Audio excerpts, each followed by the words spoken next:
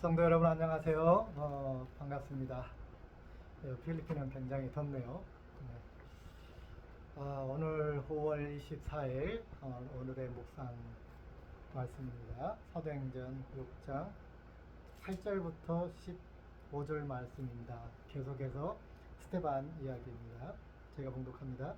스테반이 은혜와 권능이 충만하여 큰 기사와 표적을 민간에 행하니 이른바 자유민들 즉 구레네인 알렉산드리아인 빌리기아와 아시아에서 온 사람들의 회당에서 어떤 자들이 일어나 스테반과 더불어 논쟁할세. 스테반이 지혜와 성령으로 말함을 그들이 능히 당하지 못하여 사람들을 매수하여 말하게 하되 이 사람이 모세와 하나님을 못 오가는 말을 하는 것을 우리가 들었노라 하게 하고 백성과 장로와 서기관들과 중를 징조시켜 와서 잡아가지고 공회에 이르러 거짓 증인들 세우니 이르되 이 사람이 이 거룩한 곳과 율법을 거슬러 말하기를 마지 아니하는도다.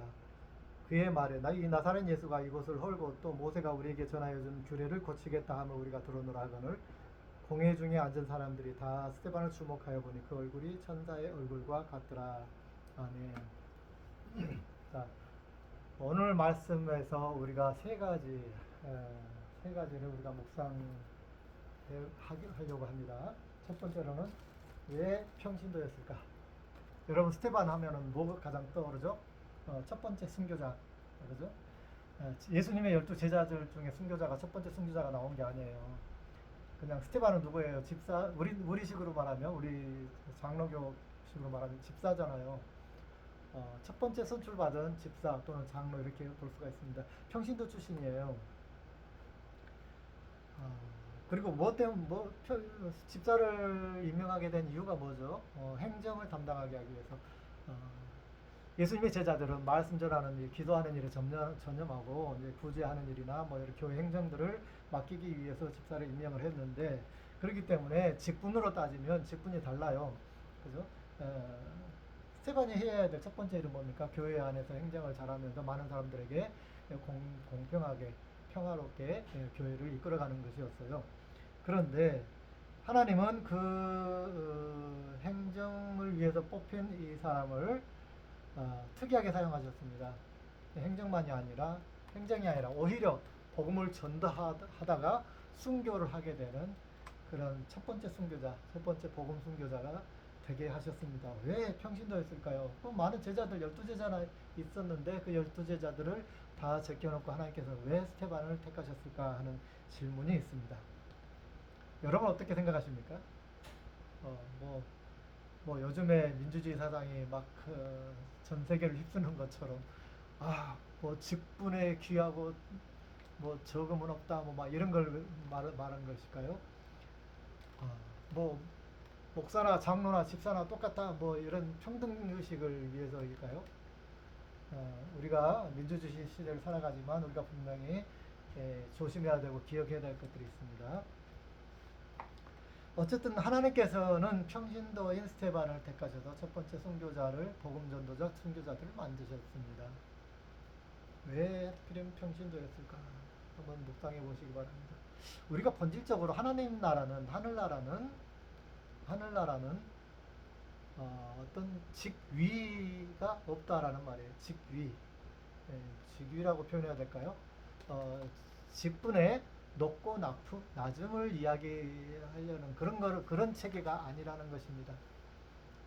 하늘나라는 목사니까 더 높고 집사니까 더 낮고 하는 게 아니고 그거는 이 땅에서 질서를 위해서 주어주신 것이고 누구든지 어떤 영혼이든지 오직 예수 그리스도의 제자로서 살아가는 것을 원하신다. 그런 시스템이다라고 우리는 이해할 수가 있습니다.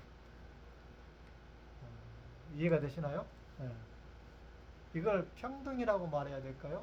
뭐 평등이긴 하죠. 네, 평등이긴 한데 직분은 다르나요? 다를 수 있어요. 천국에서도 직분은 다를 수 있습니다.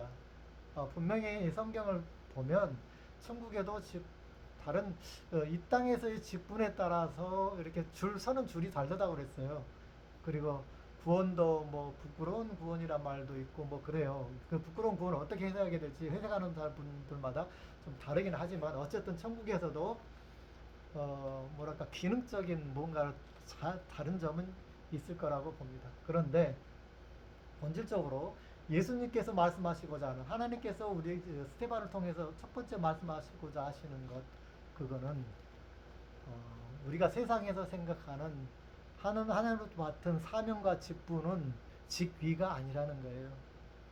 직위가 아니고 누구든지 오직 하나님 앞 예수님 앞에서 동등하게 하나의 사람으로 그죠? 예수님 앞에서 하나의 사람 예수님과 1대1로 1대1의 영혼으로 연결되어지는 하나의 사람이라는 것을 이야기하고 계시는 것 같아요. 아멘입니까? 하나님 성경은 항상 그러잖아요. 한 영혼이 천하보다 귀하다 그러잖아요. 그 한 영혼을 지금 이야기하고 있는 거예요. 그 한 영혼.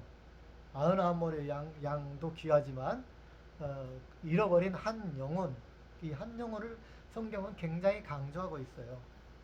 이해하시잖아요. 다 알고 계시잖아요. 그런 의미에서 하나님께서는 스테반을 굳이 선택하셨다라는 생각이 듭니다. 여러분은 그 한 영혼 안에 계십니까? 아멘. 네. 두 번째 질문이죠. 성령 충만한 사람은 세 가지 특징 세 가지. 이거는 질문이 아니라 성경의 본문 안에서 지금 스테반을 통해서 나타나는 것들입니다. 첫 번째로는 스테반이 어떤 사람이었습니까? 은혜와 충만하고 권능이 있었다. 그렇죠? 은혜와 권능을 이야기하죠. 여기서 은혜를 먼저 생각해 보겠습니다. 우리가 스테반은 그냥 우리가 먼저 전제 조건이 뭔가요? 성령 충만한 사람이라는 거죠. 이미 뽑힐 때 성령 충만하고 그랬잖아요. 지혜가 충만한, 그렇죠. 그런 사람이라고 그랬어요. 그러니까 일단 성령 충만한 사람이에요. 우리가 다 성령 충만하다는 것을 전제하고 지금 이야기하는 겁니다. 성령 충만한 사람의 세 가지 특징이 있어요. 특징을 지금 스테반을 통해서 사람을 통해서 이야기하고 있습니다. 첫째는 은혜를 경험한 사람이라는 거죠. 은혜를 안다는 거예요. 은혜를 아는 사람이에요. 스테반은 은혜를 알았어요. 하나님 은혜. 성령 충만하고 나니까 첫 번째로 하나님의 은혜를 경험하게 됐어요.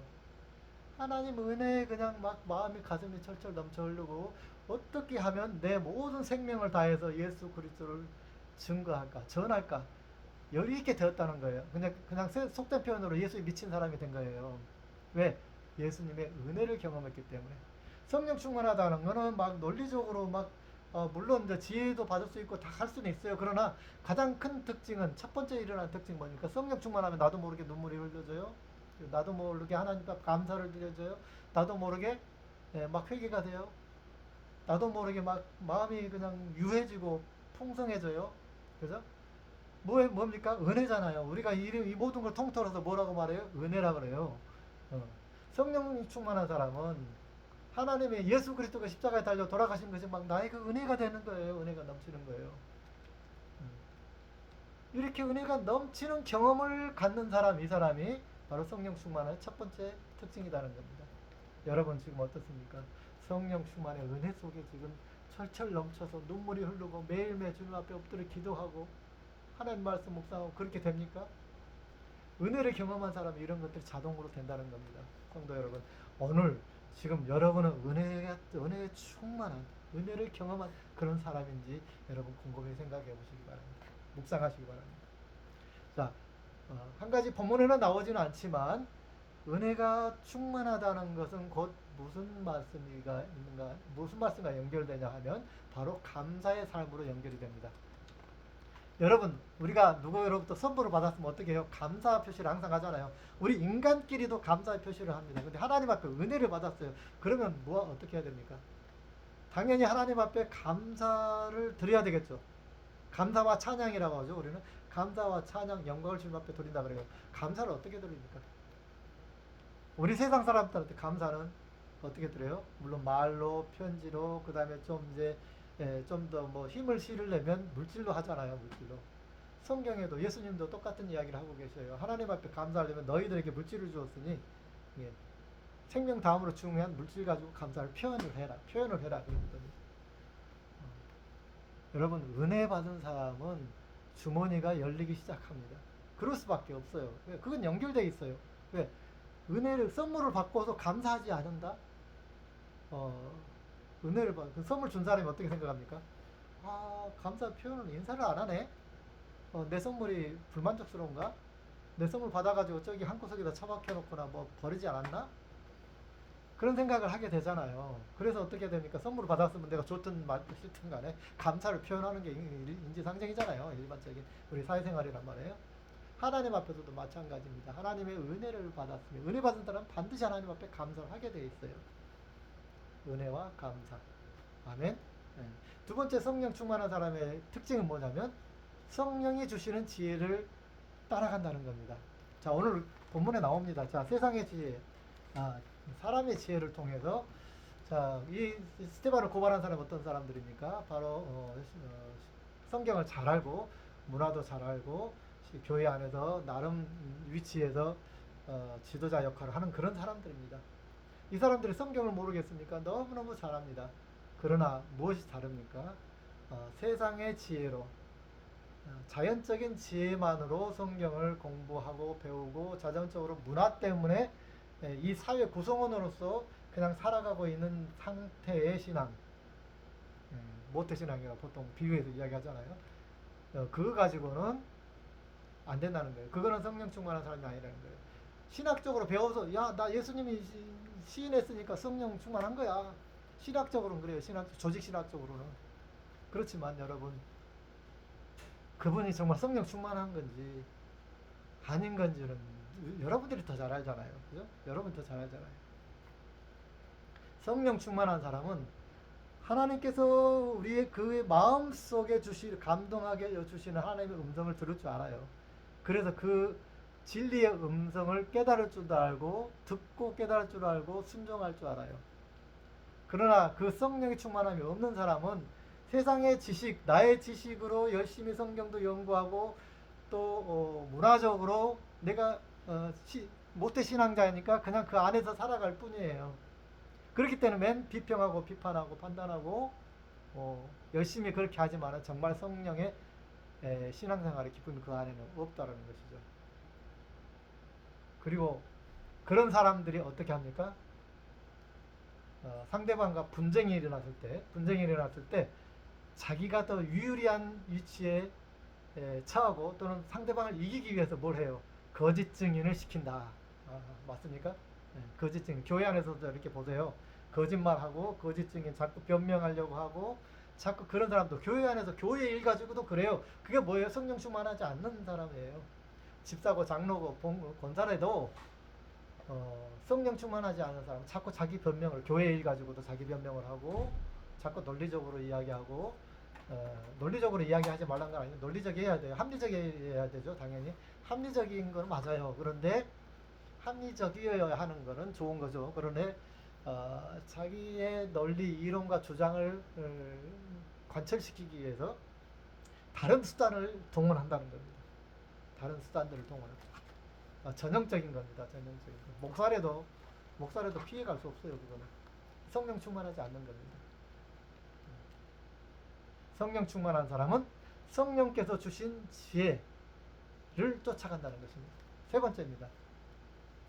세 번째로는 성령 충만한 사람은 어떤 고난 속에서도 오해와 그런 것 속에서도 평안함을 유지한다는 거예요. 평안함, 담대함을 유지한다는 겁니다.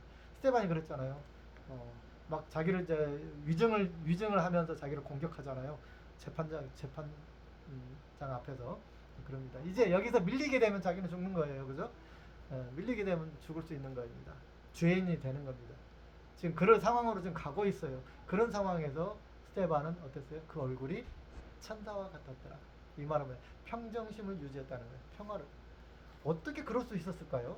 여러분 상상해 보십시오. 여러분 어떻습니까? 교회 안에서 막 논쟁을 하다가 어떤 사역을 하려고 하다가 내 의견이 묵살당하면 기분 나빠가지고 삐지고 막 그러잖아요. 내 의견 채택 안 되고 그러면 왠지 섭섭하고 막 그러잖아요. 성령 충만한 사람은 어쨌든 그런 모든 상황들을 속에서 성령 충만한 사람은 어떤 사람일까요? 평온함을 유지해야 돼요.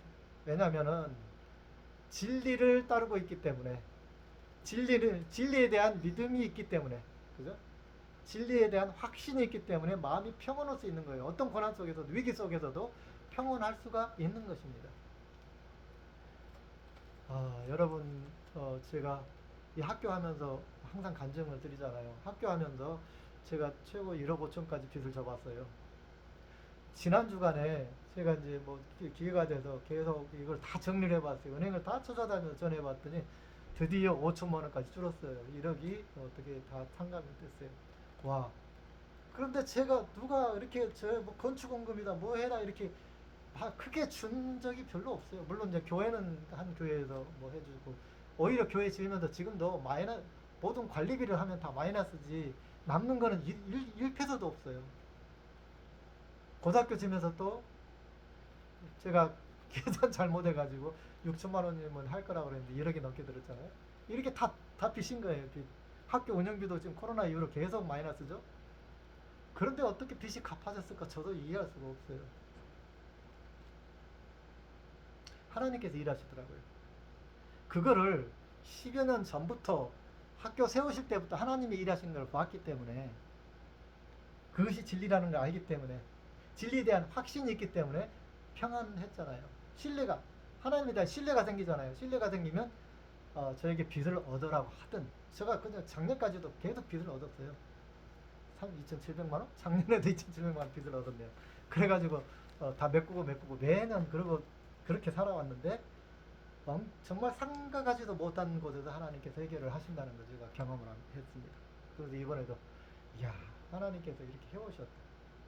할렐루야. 아멘. 이제 5천만 원 남았습니다. 하나님께서 하시는 하나님께서 또 하시는 줄 믿습니다. 아멘. 예, 어떻게 하실지 저도 몰라요. 어떻게 그렇게 됐는지 저도 지금 모르겠어요. 그냥 물론 대충 지금 이제 느끼는 건 알지만 아무튼 하나님께서 내가 계획하지 않고 내 지혜로 세상의 지혜로 막 이렇게 하지 않았음에도 불구하고 10년 동안 그냥 맡겨버린 거예요. 하나님께서 이 학교를 세우시고 뭐 빚을 얻을 기회를 주시면 빚을 얻으라도 운영비를 다 채웠고 건축하다가 부족하면 또 빚을 얻을 수 있는 기회가 또 착각 와가지고 또 얻어서 했고 그렇게 살아왔는데 희한하게 빚은 줄었단 말이에요. 이상하죠? 말이 안 되잖아요. 세상적인 경영 방식을 가지고 해왔으면 이렇게 못하는 거예요. 미치는 거예요. 경영을. 성교비 가지고 먹고 사는 사람이 1억 5천이 빚이었다고 말이 됩니까? 말이 안 되잖아요.